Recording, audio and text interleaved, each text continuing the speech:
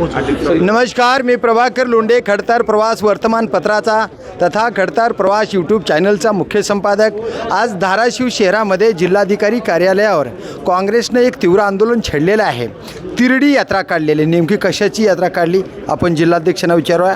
आपल्या सोबत आहेत धीरज पाटील, जिल्हाध्यक्ष भारतीय राष्ट्रीय काँग्रेस पार्टीचे धाराशिव जिल्ह्याचे। सर, तिरडी यात्रा काढली, नेमकं काय हेतू काय आहे? आज जिल्हा काँग्रेस कमिटीच्या माध्यमातून आणि माननीय हर्षवर्धनजी सपकाळ साहेब, प्रदेशाध्यक्ष महाराष्ट्र प्रदेश काँग्रेस कमिटी आणि आमचे मार्गदर्शक अमित भैयाजी देशमुख यांच्या मार्गदर्शनाखाली आम्ही हा तिरडी यात्रा, म्हणजे आज गॅसची दरवाढ अचानकपणे केलेली आहे या सरकारनं। व्यावसायिक गॅसमध्ये जवळजवळ 150 ते 200ची वाढ केलेली आहे, घरगुती गॅसमध्ये 60 रुपयाची वाढ केलेली आहे। 2014 साली ज्यावेळेस काँग्रेस पक्षामध्ये त्यावेळेस 35 रुपयाची वाढ केली, त्यावेळेस माजी मंत्री स्मृती इराणी डोक्यावर सिलेंडर घेऊन संसद भवनावर आल्यात। संसद भवनामध्ये आज नक्कीच या ठिकाणी फार मोठी जनतेच्या ह्याच्यावर मला वाटतं की सर्वसामान्य जनतेवर हा दरवाढीचा भार आलेला आहे आणि त्याच्या माध्यमातून आम्ही ही तिरडी यात्रा काढलेली आहे। शेतकऱ्यावर खूप मोठ्या प्रमाणामध्ये अन्याय झाला आहे असंही आपलं मत आहे। नेमकं कशा पद्धतीने अन्याय झाला? आम्ही कलेक्टरांना या ठिकाणी निवेदन दिलेलं आहे की तुम्ही धुळे सोलापूर रोड हा पण हायवे आहे, नॅशनल हायवे आहे, आणि सुरत चेन्नई पण आपण नॅशनल हायवे म्हणून महामार्ग म्हणून घोषित केलेला आहे। रेल्वे प्रकल्पासाठी जमिनी घेतलेल्या आहेत। आज त्याच शेतकऱ्यांवर का बरं अन्याय करता तुम्ही? एकीकडे तुम्ही 2 लाख रुपये गुंठा भाव देता आणि आता तुम्ही 30,000 रुपये गुंठा देता। कुठल्या नियमाप्रमाणे तुम्ही काढलात? बरोबर। आज जो नॅशनल हायवे ॲक्टप्रमाणे ज्यावेळेस सर्वे केला त्यावेळेस सरसकट जमिनी जिरायत दाखवल्या। बागायती जमीन नाही आहेत का आपल्या जिल्ह्यामध्ये? अनेक शेतकऱ्यांच्या जमिनीमध्ये द्राक्ष बागायतदार शेतकरी असतील, आंबा उत्पादक शेतकरी असेल, आणि त्याच्या बाबळीच्या झाडाच्या प्रमाणे त्यांना कवडी मोल किंमत या ठिकाणी शेतकऱ्यावर केलेली आहे। मला वाटतं हे फार मोठा अन्याय आज भाजपा सरकार जे काय महायुतीचं सरकार बसलेलं आहे ते करत आहे। अजून दुसरा मुद्दा शक्तिपीठ महामार्गाचा सुद्धा चालू आहे।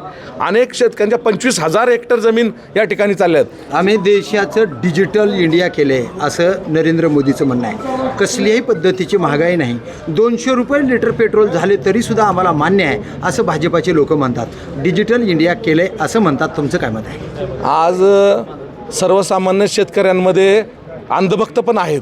मला वाटतंय की त्यांना सुद्धा आत्मचिंतन करण्याची गरज आहे की आपण कुणाच्या मागं चाललेलो आहे। बरोबर। आज सर्वसामान्य शेतकरी रस्त्यावर आल्यानंतर त्यांना कळेल की काय असतं हे लोकशाही।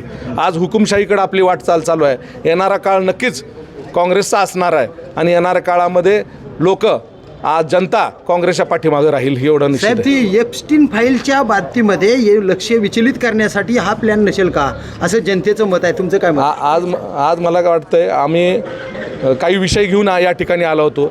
एप्स्टीनच्या फाईलीविषयी आपण सर्वजण जातात, देश जाणतोय की कोण कोण त्यामध्ये अडकलेला आहे।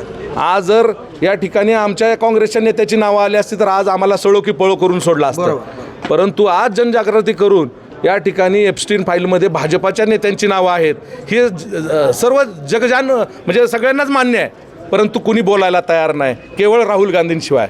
आज ह्या देशातला एकमेव विरोधी पक्ष नेता आहे जो सर्वसामान्यांसाठी लढत आहे आणि त्याच्या मागं आपण राहिलं पाहिजे, एवढंच आमचं म्हणणं आहे। यानंतरचं आंदोलन कसं राहील तुमचं? आज मला वाटतं की आम्ही आज ही तिरडी यात्रा या ठिकाणी काढली आहे की बोंबाबोंब आंदोलन केलेलं आहे।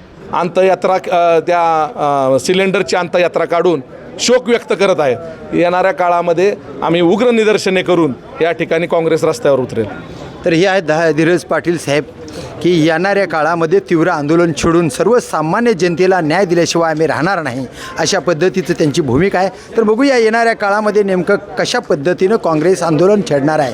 मी प्रभाकर लोंढे, खडतर प्रवास वर्तमानपत्राचा तथा खडतर प्रवास यूट्यूब चॅनलचा मुख्य संपादक।